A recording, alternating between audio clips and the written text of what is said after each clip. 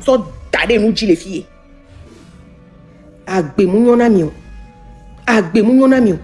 Ye wo kwa voye mi labe be ni fora ngba ju gbere gbero ba no funu la no maltraiter Togo vio nya no funu la no maltraiter vio nya mi be village o e be mi d'accord ya e ya mi la da ni mi de mi amagana kopito kekeke woni de ya au Togo am le won zizi na mi pora là donc regarde ça c'est-à-dire regarde là bon soukulu e wan ou on veut franciser vieux ou bien quoi voyons les France les soukulu fait alors bonne non France fait que ouais les soukulu va pas soukulu keye et tu me vieux les ida donc au décor la qui me be gayo soit le so ben so va comme pas soukulu keye tu me vieux les ida regarde et tu me pas soukulu là il y a des choses pas du ameda là regarde ville mais moi l'homme moi donc fian fi sous tata a joglasu bon et tu me c'est ton pays ça. Et gawari, on a so do gota, on la do nous et si on la travaille, mi ma non nous yo meo, les mia be du meo. Quoi fian fi que yo les filles, on a fian fi sous kat et am toi et be fian fi sous tata. Ya we ni ba basivio, voya basivio a, faut que lui yo ni lo. Toi tu ne pèses même pas hein. Toi tu ne pèses même pas. Bon, et du omeda. Mais bien sûr Gilles tout qu'on vit on est fond quoi. C'est révolte, c'est écœurant. Mais comme il y a des douameda, ville me wan, Togo be ville me wan, Lomé, et y wan. Puis tu as des mignons là. Nous sommes nous les filles on vidéo la va parler. On la be, mini noté nous, mini politisé nous si à nous. Regardez, qu'est-ce que moi aussi je fais? Hein? Donc, va. On be obéna, et y a solo à mes Sophie, on t'en va. Toi-même viens ici. Nkawe on cham jole woma. Gisèle ma bunam lo yang banyale ma wedolo. Donc on va les chaka susu nam les filles. Obe yang baso lo me sofion. OK d'accord, que maman son coup me so dare. Mi kwal nyato mi kwal kere ka ba e ga va koda comme ne do kweda. Ah Togo vio. E ga ke ba yo le doigt. 300 francs. Ko la so plein nous la du matin on po.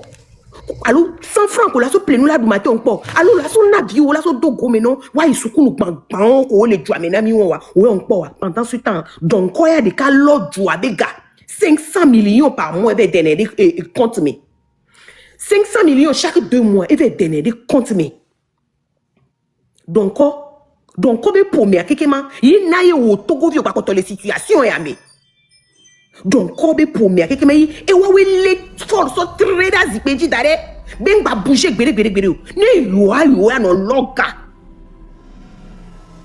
donc ku noa ku soin ku toi pour me kekem wa we na ye Togo pa les situations ya me voir arrogance que l'emmena donc quoi donc comme les kwebe wonde kwekwe elle continue et patron si tu vas gaglasou bena ye il est déjà porté plainte conscience wade donc pour jime fitino to e wa nene ko mi jime fitina mi o e wan e nous drank pour mi wona mi si le nous drank me quoi nous drank pour mi wona nous drank pour changer mi o mi abe jeune anene a nous drank pour mi o mi wona et nous gbegle pour mi o mi nya donc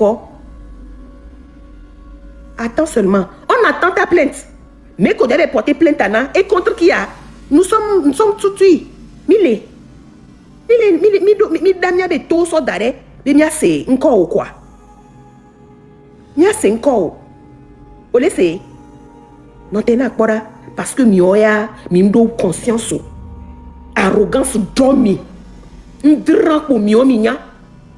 Nous dran ko mi o mi nya. Azeto nke Togo ona miu mi mle pobe Togo vio le doya mi mle pobe Togo vio le doya yu anyon via ou nyon via re et ou nyon tu es une voleuse nationale regardez là Togo vio ne note ko plainte wa so e baka e gomenye ben encore ou pourquoi ben Amérique pintom ja on de pena e sron o chodia o de da ba kele ni yo tu te trompes o le bledo ko we o le bledo ko ja porter plainte contre qui assurance a be compagnie allo ko banca allo fort allo Ferdinand Allô no, allô to. Vous vie sans conscience, il y a cramé sous tata. Amédée va les tourner, on n'insulte pas le mal. On fait quoi au mal?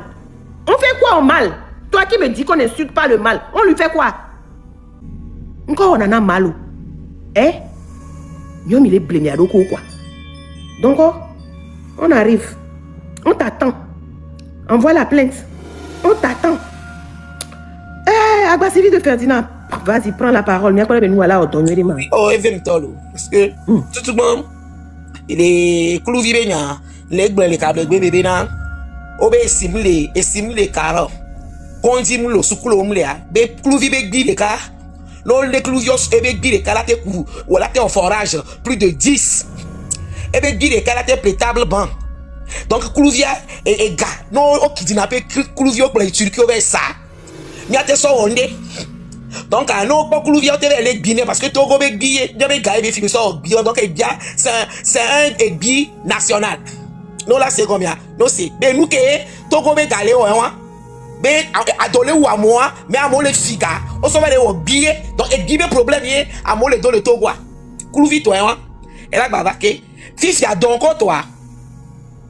Donc toi allez. Nous sommes donc bon. Et on la benale. On la c'est la patate douce qui a voulu qu'on la mange crue.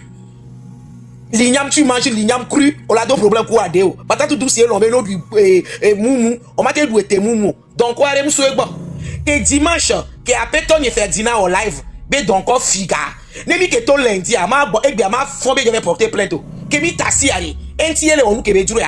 Que a péton et Ferdinand, pompo dimanche, allez. Ni lundi, togo, que to, yallez. Donc, on a bien des lectures. Que mi tassi semaine pour aller, encore là, on a même si vous voulez porter plainte. Togo, au benali. Et le 4 mars, toi, il y avait donc on va être 500 millions sur le compte. 4 mars, toi, comme il y a moi, quand tu as un électeur, obé et simulo, n'y a pas et simulo, soukulo ban.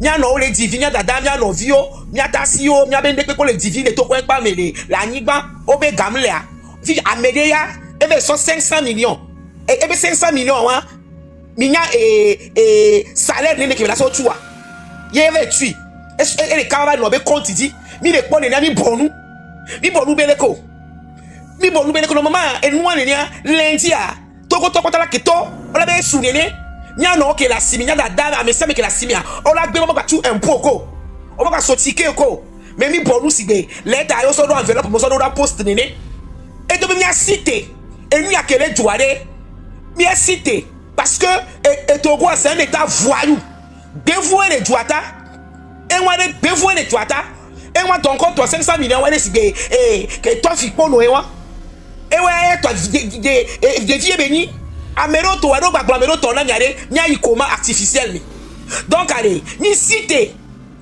ni avait bon ko donc ko ti donc cité jababa et donc me de porter plainte parce que moi et tout dans ce pays normal là l'India et doit là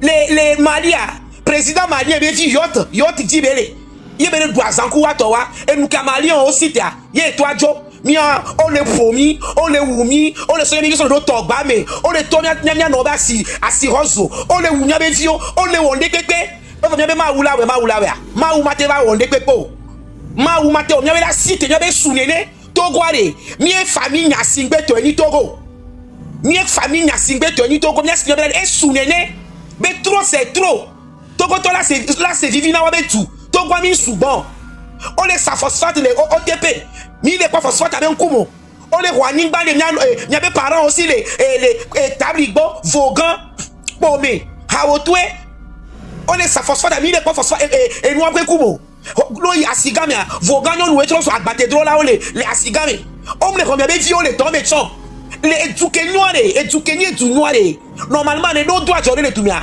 et tu me viol là les doit mais tout pas même il y avait viol le fou noir LSG ils sont venus pour accompagner les autres nous qu'il les dit mais baroko Arriba les font tous les jours David les font tous les jours Amekocho les font tous les jours le panel mais là et nous il y a les gens ils sont mais là c'est la fille là où nania nya wela site nya pour akota ye nya bevu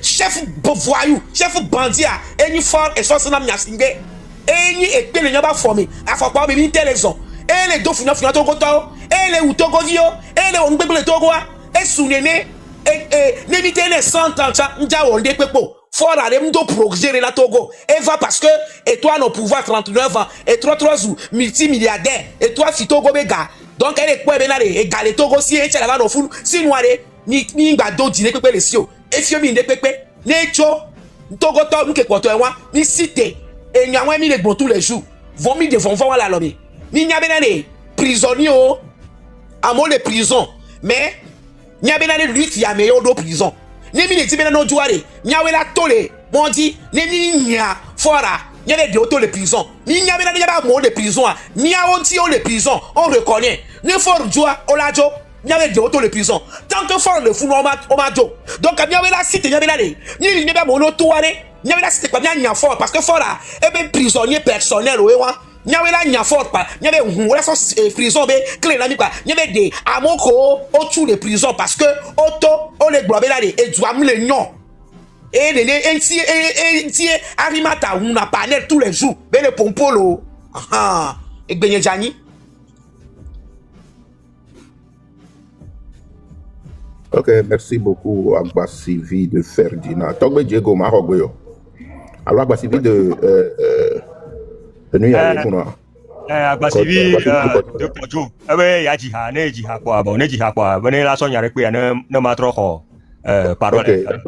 Papa David. Agba Sylvie, elle est bawe. Ouais, David, que ma santé arrive. Donc on est haya sea. Donc on c'est haya. On y joue. Toko viti nyanya wa. Abuta me so akbo ntisa.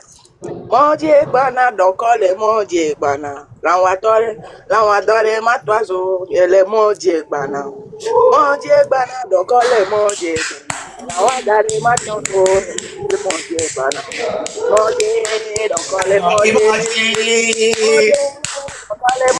Maka jiba le mauta le wala masia akpo ndudu assemblée du tchan wa après zoya le mianou adile mianou to nyemu vona chare mianou mi parce que mi ona doya nto so wu nso apena mi do doko mi le wanchi gafifi be bonbon que le Togo be dumea na be gang bale no Togo vi aussi gang bale circuler le duamo voin di toi et que mi blona benare mi acha mi o action de vous les Togolais, vous connaissez les Togolais, vous devez faire des actions pour boycotter ces choses-là.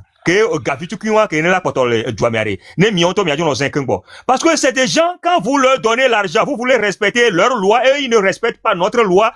Ce qui arrive, c'est que l'argent qu'ils ramassent, c'est l'argent-là qu'ils s'en vont déposer à l'extérieur. L'argent ne reste même pas dans le pays.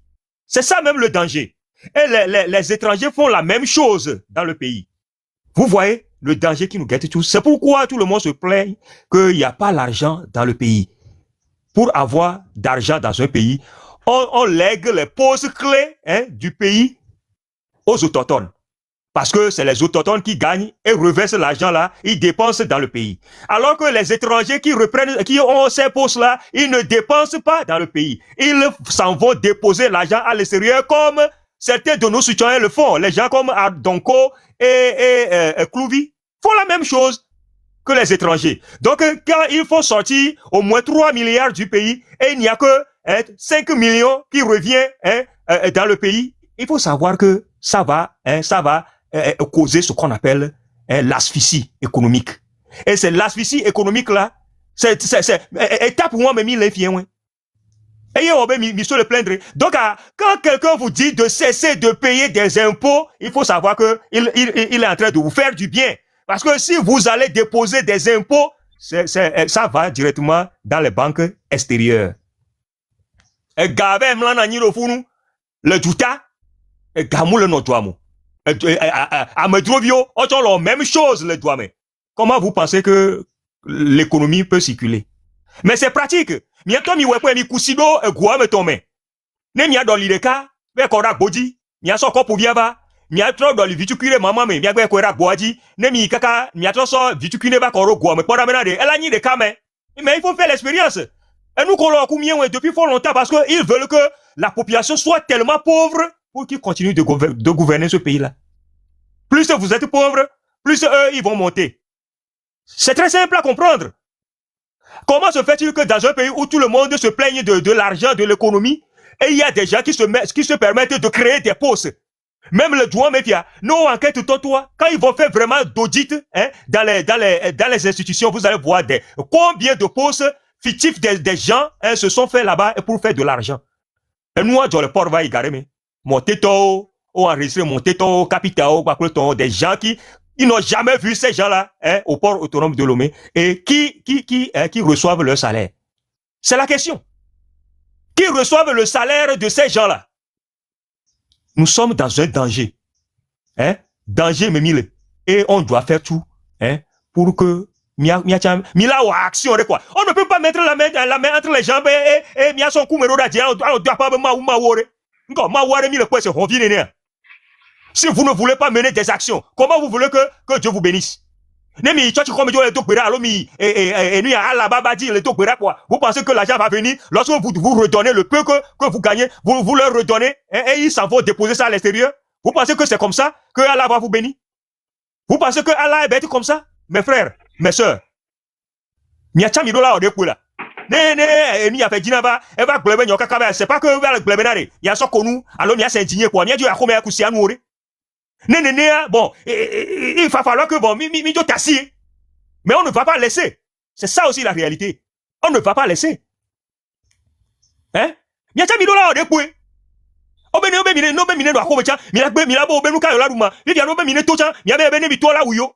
on veut quoi? On veut quoi juste? À fait de compte, on veut quoi? On sait que le dictateur ne va pas vous laisser. Quand vous sortez, le dictateur ne vous laissera pas en paix. Qu'est-ce qu'il faut faire? Il faut chercher des solutions. Il faut chercher des moyens pour contrecarrer à ceci. Et Dieu n'en y va y aller. On n'en nous si bien aucun néné. Pour être libérés, ils sont jamais partis à quelque part où ils avaient les deux mains jointes en regardant le ciel, en implorant le ciel de venir à leur aide. Ça a été toujours comme ça. Il y a des gens qui ont fait des sacrifices pour que une nation renaisse de nouveau. Ça a été toujours comme ça. Mais t'as cette utopie là. Mais t'as cette utopie, c'est pratique. Non, on le dit, mais à nous, on le dit à Daglé. On l'a Daglé, soit on l'avait plein noir. On ne peut pas refuser d'aller acheter, même d'aller emprunter, et on se plaint que rien ne va dans le pays. Ce qui ne va pas, c'est nous. C'est nous. Il y a les ignorer. Il y a le système les ignorer. Nous, glotamena de mine boycotter. À mon moment, nous, qu'on s'en va, vous refusez de le faire. Nous, glotamena de, c'est que, mi action, mila bado, c'est que, argument sur argument. Alors que, les taux se resserrent, sur nous. Les taux se resserrent sur nous. Chaque jour que Dieu fait, c'est que, le togo, ni nous grande, quoi. À pouvoir que mila po, le gogo, et moi, le founois, mi karejibe, et moi, nek ba ekbea. C'est vrai que vous avez dit que vous avez dit que vous avez dit que vous avez dit que vous pensez à ça? On ne cherche pas de solution. On continue toujours à procrastiner sur notre avenir. Et on reste dedans comme si rien n'était. Et on dit, propre. Et puis, vous sortez en quantité aussi. Vos gars, quand il s'agit de quelque chose qui va enrayer ces situations-là, vous vous taisez. Mes frères, Joe, Chitogo, Batrova, et Dieu, nous, quand même, prenons. Yo, pour le vivre, yo, que au moins, yo, qu'on a salaire, vite, cuire, bakoton, yo, le vivre, voir, un des cas qui était dans la Nibe, à béquer les doigts, mais c'est que Togo vit dans les cibérés, que Togo vit les sangs. Togo vit Togo ta flaché Togo va voir dinto ne Togo la sacrifier la so pour nous la doit il est prêt de le faire et muda s'indigner tochon munyam kene le doigt adowa mea munanabe sécurité non naturelle quand la famine devient très aiguë ça met tout le monde en difficulté que tu sois riche ou pas ça te met en difficulté parce que benade ne yoto pour yo me le kikenu la boji pour la trova yo senti be au forcé ouais contrôle ngoto mais au forcé au be contrôle vous pensez à ça à me otoko yo me doit boji ne atop boba comme ils ont forcé la serrure de la porte Ça veut dire que Nenyibe, o tasi hon 3 hon dadea, hein, on la doit à là on nous connaît droit. Vous voyez? Donc, il y a un ami le bléré. Nous avons quelque chose contre ce gouvernement. C'est pourquoi nous sommes en train de le dire. C'est parce que le danger qui est là, ça nous incombe tous. Nous sommes dans un danger permanent et que tout le monde doit prendre conscience de la réalité. Amenez leur semblant. Quelqu'un est en train de faire semblant, il n'a qu'à savoir que le moment va venir et que la situation va le corriger aussi. C'est de ça qu'il s'agit. La situation va nous corriger tous. Miatite, nous devons faire des actions. De gré ou de force, nous sommes obligés de faire des actions. Ils ne sont pas là seulement. Il y a des gens qui travaillaient avant. Je connais des jeunes qui travaillaient au port autonome de Lomé. Quand ils s'en vont dans ces activités, dans ces secteurs-là, au sein du port autonome de Lomé, ils font le colportage. Mais ils ont fait tout tellement pour cadenasser tout. Ils ont cadenassé tout en laissant les jeunes au carreau. En laissant les jeunes au carreau. Amoa. Non, le nous qu'on là. Et idée barabarola novana, oui. Mais si tu ne manges pas, tu auras des idées qui ne maneraient même pas de toi. Parce que la faim a toujours cette situation-là. La faim va vous guider. Je ne vais pas parler beaucoup, peut-être que je vais encore revenir sur ça. Et, Midola Ondelo. Minyabe Benemitua, on les gars de Charto. Donc, à Miabu Tameso, dès que Mila, on l'a continué Chara. Nemi-toi, les gars de soja, que Mila a continué le soja, Midola Nye. Nemi-toi, hein, on les gars l'aimé, dès que Mila a la croix, mais elle wassia. Et nous, c'est des choses, mais n'aimez le pas film, et nous, quand il prend un film, ça, on a ma. Mais ne pas oublier l'ami pour y et ne pas coller, mais Mila, à son nid, tout comme lutter, tout comme révolution. Mata si bien me bouquin parce que mes héros tu vas kadi papa David maréchal Arima. Merci Diego. Après non kaka. Avec les cancers non les non bena. Et tokane me vide et les odo e kade me vide. Et ou bien magbele ke bena. Mais souvent les ou penser be oh yo le odo yo tokane me vide. Yo te pa ko vide so tu dara vide. Yo po e hu vitu ki gogoro gwede so do gomena yo do kwe. Yo le yo bo yo le yo te le tu yo be vi be. École privée, et gao, coup de temps. Benade, tu te trompes. Tu te trompes. Mounyabo, le kwebe, nya ton yekane me vide voir. Le kwele que doit me les doigts, les que doit me violer, mais ça va pas. Mais, jour qu'on java les doigts, hein? Yo le jai kondiare. Et galan malomino, le que voga kare, o la kou cadavere quoi. O la kou cadavere. Founou nyale. O chon leme.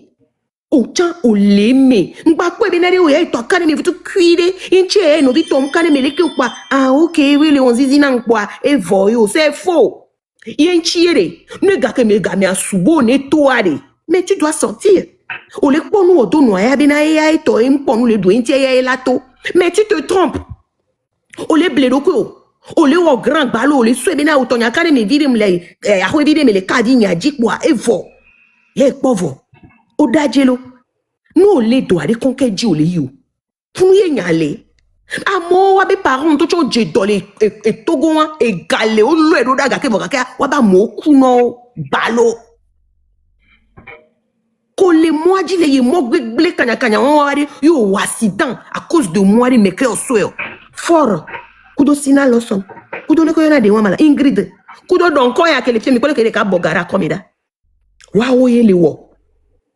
Waouh, na yo accident, hein. Ou tu les mais si avec me les pon nous les doigts, tu si tu es dedans. Ou tu les mais yon, to mega do beu, a duruvio, ou suba dejo, waouh yina. Ou tu les melo, nous sommes tous dedans. Amérique pintom les épargner. Hein? Et gavi wala na lo meno le ke vokaka ou chan et nous que les jojore et ou ameno viadia, et que jojore jo, la mort. Ne tono benade. Il y a la mort partout au Togo. On respire la mort et coule la pile. Donc on l'aime quoi. Et où on l'aime au Québec quand même une vidéo il pas fonction et ni fonctionner les pas d'obéir les wala vidéo alors into des petites sociétés vidéo il y a les quand même et on l'aime. On doit tous se lever. Moni bena wa meno via beno là on dit non quoi parce qu'on doit wa meno yo ni parce que situation que molé on te se des quand même et non faut plus de quand même on wa meno ni. Tu pouvais gagner plus que ça. Agbeola qui gagne oui. Peut-être mon cavidjo là tu as oui wale. Mon ni demi vide dit là tu 3 chambres salon l'autre 2 chambres salon vide les ah au cuisine aller hihi nous ah au parloir mais hihi nous quoi et vous appelez vous vite toro toro de comme ah peut-être mon ya gbe wan to chan là que non ma gbe wan là non Alfred oui j'adore parler parle mes pieds nyamni lo oh on a mes parlementaire parle mes pingo et nyamni Alfred et animable tu as ça là seulement tu as raison j'adore parler Yena donc quoi Mujale da sino kama voyez mi mité à faire nam ya bloqué nam dina me ko pour n'importe quoi fille mi do pour n'importe quoi mi do bloqué une touch bon bloquez le modore le fune bloqué alpha red wana fille am pour n'importe quoi vide donc il y a plus comme pour n'importe le sous-bord va là-bas mi bloqué voir mi bloqué Oh, derrière, si tu perds, ah ok merci Ah, il y a plus que les noirs silencieux et les calmes. Donc, ami l'aimé quoi? Ni obéri, gamé a sonné gbidi dia diari. Tout govi, ni a tout. Donc, quand il y a eu blé, ni jure ni a et jamais blue voix. Voilà, nous quel est wo mi a tout goto yo. Nous quel est le wo mi o. Mi do la gba vont d'afide. Mi do la gba nyabe vont d'afide. Tu be jeri vite tu crie yo a. O ma te va no piller mi abego. Si tu as meilleur. Pour elle, c'est normal. C'est la vie normale. Et toi, les filles, tu as trouvé la même chose. Donc, il aimait quoi? Nous, on y fonctionne vidéo les classes moyennes, et il y a un camp. Parce que il y a quoi, il est doux. Il y a quoi, il y a quoi, il y a quoi, il y a quoi, il y a quoi, il y a quoi, il ou là peut-être nous devons là où la coupata parce que ko accident les moji nénéa ambulance que là-bas kokoa encore boy quoi nous les douviller tété gaké donc c'est ça togovio miak bataille mais nous sommes tous dedans ça court les camions miak batamile nous quand même encore nous les dou ou pas vider tété les dou alors on sommes tous dedans quoi parce que Diego Gattuso, mais on collègue fiaré, ne nous verrez où on doré l'air, et la tête d'eau avion, et la tête d'eau la so d'eau avion, là, il France, là, des traités d'eau, c'est donc quoi? Et la tête où c'est donc quoi? Mon les gâtés où? Ah, mais nous les vivres, nous les nommés, nous les doigts, on m'a dit so, égard, là, appelé biadro avion, là, il France, là, avec ce traité où, si jamais on est nous. Jamais. On m'a dit où? On les nommés, on les vivres, les carrés, mais non, on va voir. On m'a dit où, ni to bébé cancer de le wo n'chama cancer ou ya no mia no vie de carré et les cancers en ce moment les cancer de sein en ce moment et kamulu et les wo donwere les wo do les banques nwere fain les du kakebela doa et kudo so le wa be villa bi chez me kudo to kudo wa be vio o doa be simple de voir que cancer ava doa to go tete cham le jate wene o om jate wene o afi ko la te wene le a il est ni France bani banji vagakea on va bola koko so et Afrique be jude mais le fond Afrique be jude c'est la même chose quoi ati que là que nous là ni be baï France voilà et gamou léo ni baï France là avec avec au cancer on a des traitements donc ayons exemple là oui moi et les jolé miadi là côté nami les bien be pour mémé chaque jour bien sûr Ferdinand Glené tout le temps chaque jour OK de coucou et monsieur Kennedy vous avez la parole. Alors que monsieur Kennedy est là, oui, allô Diego. Oui, on dirait. Ok. Diego Benyaelo va. Il faut Kennedy ait été pour ne même que son motion de sorte que tonton Diego Benyaelo. Et ça fait termine de année 2026 mais on est dans le 3e mois quand on dit et dans Maréchal sorti que tonton Ferdinand et Jean Québec se reposer trop va sortir Québec wari rien il y a mon vidéo il me l'a imploré to go non ko potori ya simia benari non plement vide gali vide ami vide de ola to je moi diare yo la yiwa pogbe mi je 3e mois mais amile ne on va gbonya hunku na mia ne mi to ye be to be do le ko mi kware a home ya le mi asitete mi na home 3 jours balo ko mina home 3 jours balo ne ameko le lo to go be économie o la senti be yo le do ve ce sénat du mevio ke mo vidéo wa ndo vu une tochon j'ai mon tochon ndo kakario so janvier que tonton Ferdinand travaille pour beton yaji ne blanc ya dare et la soya va ne blanc ya dare la soya va nya to go viewari kafla à un moment donné vont les ningo voir un moment donné ari mi ja baba ne mia biom ya do ko sebere ne mi bonu ye nu ya le yedia e pene ne la pepeke ya de ma ku vio va y forma ye be la potono yedi ma simple au moins bientôt mia créende en 3 jours et fou ya kemi le pelekia ni dindu du vide daru home et doa mia o nu yo entre temps wa nyampo ke mi la to je moi di o la vele amere bevi do ari ana ta kemi nko so gbe kemi lo la to wa parce que anglo american gbaja to le to go fia yo la vele zade awo negbegbe e mi kemi lo be mi do gbe mi ato ensemble ni mi ajirande do le juane ya kemi la to american gbaja so do ko vetation wa juste à bientôt que mi les quoi danger à quoi mi dinde que mi so calé alors mi dinde que mi so continuer vide ne serait-ce que un petit essai vide 3 jours juste ça même marché on recommence jusqu'à ce que mi chamia quoi clair voilà kafla mi la do bena mi la vont quoi la do quoi lo matoma mi ponke mi koleke lo to wana mi dala mi le defuna mi amedo wa et to go be nyam le dutana mia juste à des mi wo chacha de nkekere kan ke vede poko nyang blone nkoto blone kwa mi wo shwa binare egbe e soni soare ni pese ye yo la no dula ko me chan yo lo be yo la du ware gouvernement ya ko be jangolo jon wa o la senti yo o la nyabe yo ndo cho yo ndo pouvoir yo do capacité ke e to go be économie la trembler ba kafla Ferdinand la pompo kaka dimanche à l'avant lundi là je comme on est là Togo Benoît qu'elle dit coco les méfis fiumiato. Elle Togo Benoît depuis que me le dit coco, j'ai de la peine pour moi, j'ai de la peine pour mes enfants et mes arrières. Ya mo champa chan yo wa o won so de le me o nyabe ne yo le wecha mi nja pa gbon nyade na yo donc lo su champa na se o le nkonami no o mu no be ya de dogo champa na se wa gbon be chan kekere nkeke ton na o me na poda be na champa na se o ma ji o le mo aji dopo ma wo bo be se to mi yasimu wo gali to mi yasimu e wo ademero to mi e wo zemi ya to de sans fleur d'arrêt e wo taximan o de sans fleur d'arrêt e wo ke wona dans les fonctions bene de la ba nyayari essayons mi fait vibrer Julia en 3 jours juste ne ameko le fion funu ni otro le lord doit be garçon le ma kai va ba gbe agbe ko le de mi aminja ko dule mo wo pe la no dule ne wa senti be ne on n'est pas d'accord on est fatigué togoto et nous vemu glona maman là et nous vemu glona me là ka mi so be na e de mindo dole la we o mi va no na panel odi anu glonya yo ma e ni kele pompona mi aminyale ke vignele coincé do me nglona be na de awo nyim ja bonu ma nyima no vona kwa kwa do kwa lo ma do nyim ja bonu la parce que ne bonu la ido vinyo ji la ido mama yo vinyo ji la o di mare e to pe nyobo ko mi na le kana me pona jijola ken le to pe nyin pona jijola njibe ma no junye me nchama kwa jijola junye me la amedo ko ngba selection ne wadu ko we de wona onu ma ye kudu nya me potio lo fi yo la to go to ka fra la mi wo chouare la on essaie si n'a pas marché on essaie toujours jusqu'à ce que ne quelqu'un va pas s'exploser beau là Marie-Charles pour me va sortir quoi.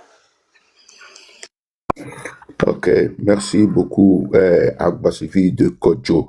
Merci beaucoup Small Boy, bonsoir. Bonsoir tout le monde. Ma bio question. Audio de photo à vous. Fille que donc on vient les gars bon réel il y a l'eau et nous aïe. Aïe les befiga. Photo me le avoir imagination et quoi. Nene be lone wa. Small boy nyato. Nene be bone wa lo. Ke pa rambe o. Ke wa e doji kaka e de jile sinto e mjabe ma gbobo yo e jile sinto e. Nene ole illustré no le ke be lone to bone we. Agbasivi de quoi doare e jingba ve to. Parce que miato to peuple atypique mini quoi. Peuple atypique mini. Ouais, quitte ici. Parce que et nous toto le mi voir. Si bébé mi nyelo va mi tona te pobena amere la we. Ne mi a profiter. Si bé amebu de coure mi ata ko mi dina quoi. Amere ne se sacrifier, mi me le dit là se sacrifier. Franchement. Sinon et nous que les jolly Togo et nous mi a que mi nyan que les joie. Voir Par exemple, nous sommes tombés avec PCB noir et monsieur noir que Small boy. Oui. Small boy. Oui. De coucou, Arima, non, une minute. Arima, t'as le fou noir. Arimata, non, pas du tout. Non, le fou noir. On m'a trop panel à 10, nama. Ne, toi, on va non, quand chamaso ya toka, pardon. Trop un 10. Ok, vas-y, small boy. Ok. Mi, à mon préféré, nous venons, si bébé, et nous que on là, on va non libre soir. À mon le dit là, au sacrifice ultime. Bon, on préféré, bé, à mec, y ene le pomposo jouabe, le que le polo joua barabara robe, mi doit prendre conscience. On va suivre nous, on me dit na ali anodio, mais il suffit de changer thème à pour baglobe obé, trop pere vidéo allo, babo le jogana, mais à monsieur me là pour du va fumbono jogana et no jogana et no jogana. Vois, mime le dit là lutter ne mia indépendance que mime mag bava no do et mia bava no do live o me no jogana mimia so soin no jogana mia so to activité di aw. Mia trop préféré bena you have no bio no a jogana yo so ubena yo nto you are no indépendant you are so no yo benu. Donc agare mo nyane le bunata me kakambo le ke bi va trop le joamu. Nous que là où kaka e mi la trop mi a trop papa mi a do mi a trop joint beto parce que comportement que mi a tole affiché fifia nyem le c'est comme amele capable que les ça nous nous les marcher il avait et doit me situation il n'avait et nous ça le marcher voilà am les maillot quoi et nous pouvons que les jolles Togo ya ye amisia me le dapa et doit me le nous amisia me que les points surtout ame ko le territoire dia ame on la gava no do dibena article les ko là 2 heures de temps les gens nous dit les ko là botemi be et nous variété o les ko les doit développer et nous botemi be variété o la va so et nous et ni là so donyon vi me ba 3 jours so va datiner soit et nous on ko là non c'est des fois on va bunata mais kakabe est-ce que va me ko mu devio o amega holo allô oui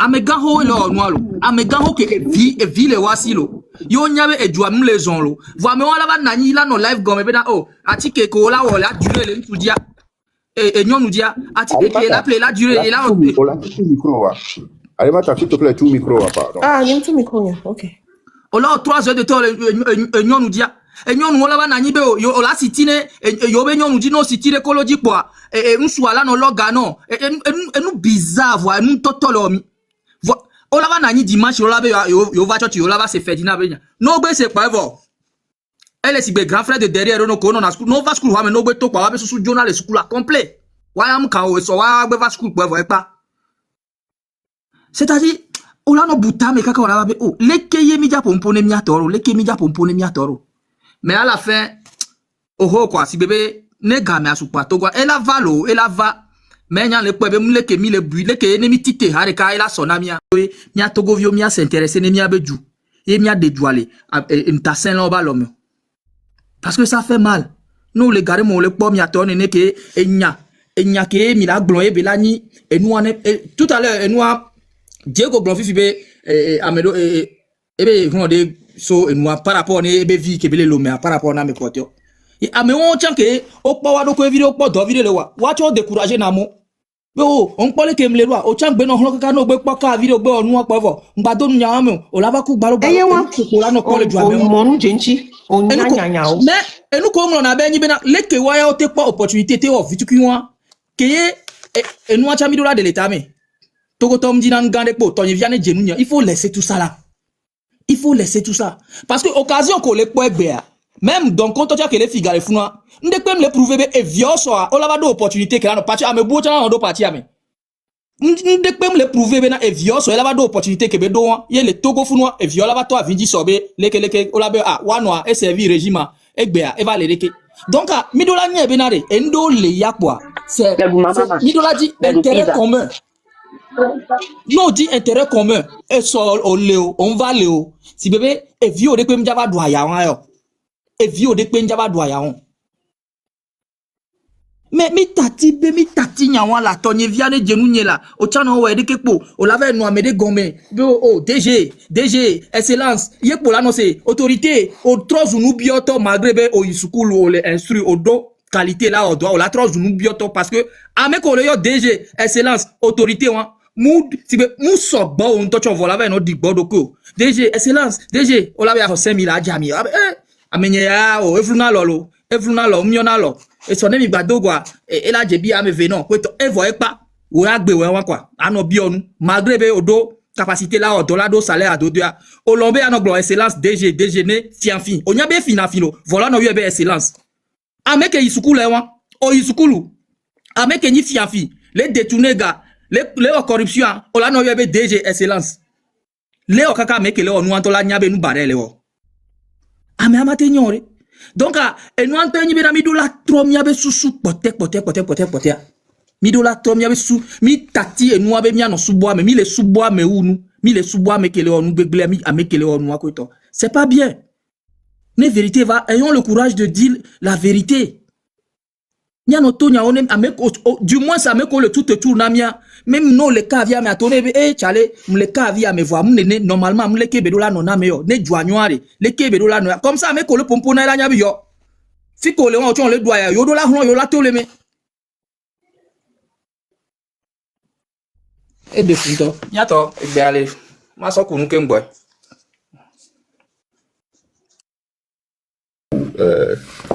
a small boy. Tata mi assez. Bonsoir. Bema bien le cabinet en 21e siècle mais quand tu n'as fait qu'un espèce ma le bureau même industrie parce que c'est 100 millions surtout fait en espèce ni tout banbaji qui avec ni chale TP de fond de 7 millions pour gagner tout le il y a pas papier qui doit prouver que on gagne la merci yo amela fifi boy et de me que ni a ne peut fifi soit là au virement do compte Dina État directement ou bien tu donnes un chèque pas tout quoi pour laisser les gens plus mieux voler système en balé administration mais vous le connaissez et maintenant mon fifi ça pousse les gens de voler alors là de me pouer et du coup, il peut voir.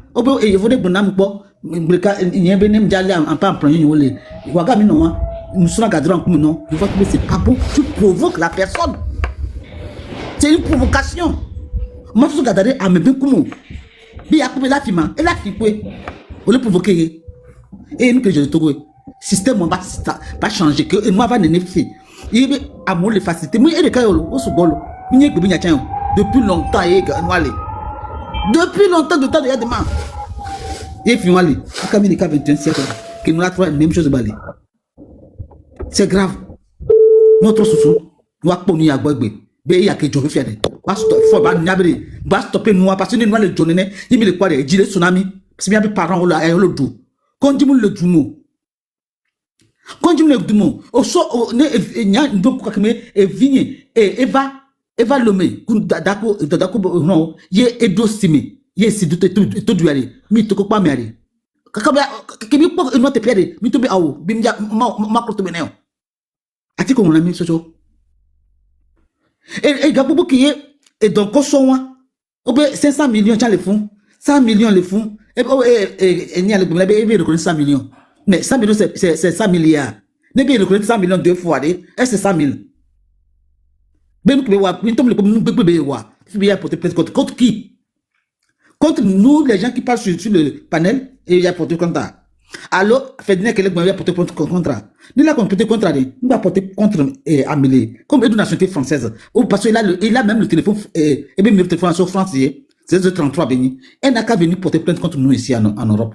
Parce que nous portons les fonds, ils ont l'habitude là, de porter là-bas, parce que c'est qu'il n'y a pas de justice là-bas. Ni va porter les filles, il a ce coup de quelqu'un. Ok, merci beaucoup, Tata Mioase. Tata Peace, oui, bonsoir. Tata Peace. Hello, David, bonsoir. Henri Mata. Bonsoir, merci. Mais quelqu'un me l'a dit, mais je vais Dario. Miawele wodo, edo, que même téléporte à non, romia no vieux passivité ntia. Yo lo agbasim senko quelqu'un, akpena mi quelqu'un. Nyawele wado. Ne msoko dari intro ye mpo togo be nyantoa. Kare mo wa nkekero na yamato mo be nyana mi ayepo ma be togo be nyantoa tikona. Ebe bon blonton tikona mato mo be nya parce que menyi be sina nyemunya no kegbe mto nyemdo conviction no voir. E gon menyi be sina eno keye passivité ke ntole douame. Ma kama ke ntole na nya e ya nto gbalware. E dona do mezina nyiri kaka. Ninya ne ki ma no gro na ma no okena la femme ya. Ma gro ba je nya to go vieux mi non na no parce que mi som nya be togo be histoire tare e nu kegbe mi to kaka na wele be nya to go vieux wa. No so ameko ye so gbere bi adabe gamo wo le wo kaka bi va do egbe yo ta vieux amorin ati de pe freo jade ba me koku le etupe be nko to gba me ba me koku ye matem city o ye mi le yakọ kaka ne fi mi va so PNP be game de vu ko le o vi fe ko le o do ga kaka ba le do to ga go do ya ne mi va na nyi le gbronya yo keke mare le bunya yo keke ntiare ede na funa nya le kabe na nu wa gbalu ni ewo to go vi o le do nku nu oji ye kaka to go le se dégrader de jour en jour kaka to go le invivable fifi amere pe kele moyadia kele se nkonya na mi abe yemu nya to go be VVCC que me bele wele be ya fifi wa Togo vio le Togo a même un tochano ni edo to ni fonctionnaire d'état le Togo fifi tochan a monton battre les dames de décision mais yo ya mi non sans odana nuna mi miladu petit déjeuner sukula goda na geve ku e trobe ndu widuna voye gbe yare no chon dan kaka o te dare kadia aswe no inenia même les fonctionnaires au Togo c'est comme ça au Togo maintenant parce que e gako le tuna mo le suka kola no du nke gapopo hore ko dona garo ma zeton be kabe ndu nu kele jole Togo fifi wa gake kwa mi le po passivité ya ye Togo villa no bombe ye levon e doit me blé amobe home ne jide kaja o dro home dona no si togba ne o le couper courant magbon accident de route le moji mi ma va gbon no be viji peto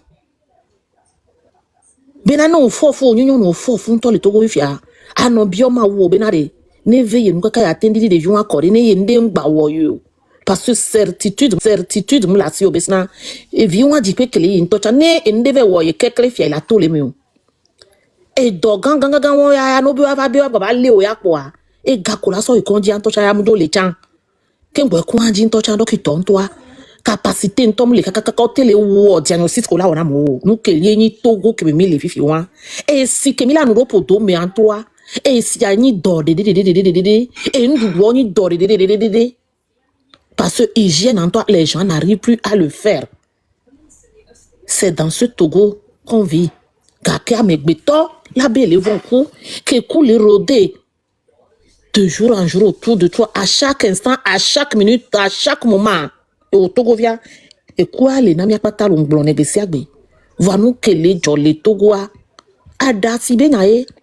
Je nous viens ici pour les conditions méga décrocher diplôme au tu abaninde les vieux jagba kaka bi ono ndega ke o mle arrivé o jour de la nanya de vu ko mi wa o nya entrepreneur wan to bi lo to bi noa jour de la nanya nde pe mu va nan to cha yo la pon adome ba do ya won la no wa be ho mi ano buta me be nu ke yo la do egbe ma parce que recette ko wa mu permettre bo la tin kam la do Togo ke mi le gboan yo wa donc allez et wo vino que le Togo yo divi kori o le po Togo wa ni vole gboan vi obe ngba po nu po ngba va jinya na yolo ne dasi o poire pourquoi as-tu choisi même pourquoi wo non wa o gbate le ki ata le fo fun ma nous quand o ma jagba ajagbagba na wero de ne fo ya ngba no vako parce que nous choisi be o da divia o le capable de vivre la so bonheur ne vont nous les des vieux ont choisi mais dit vont t'attendre bonheur pourquoi tu choisis à le faire encore irresponsabilité ton toyem le point hein nyem te laisser gomoré nya kwata mi la sin la divi oui voilà mi diobe yo matin jagbagba yo a défendre yo to yo va venir o yemi dasi to gwa beni non ni a mille dasi fianfito ba me won fianfito be famille honorable o le o jino et ouais les dure pe le vote de dumen to chan yo vo to yo na be camfla les barons duchesses les marquis o ame won to les rois les reines to les familles honorables o me Iye obra bena de waya de so gbere gbare. O so enu ya o si bota ro pon me no waya nto so totoji o jo gba kudo gativi en kasi kabe gativi le numela. Voir des familles où on les familles les togoare o mu ji oku si kabe gativi la. Fian fi po fin la.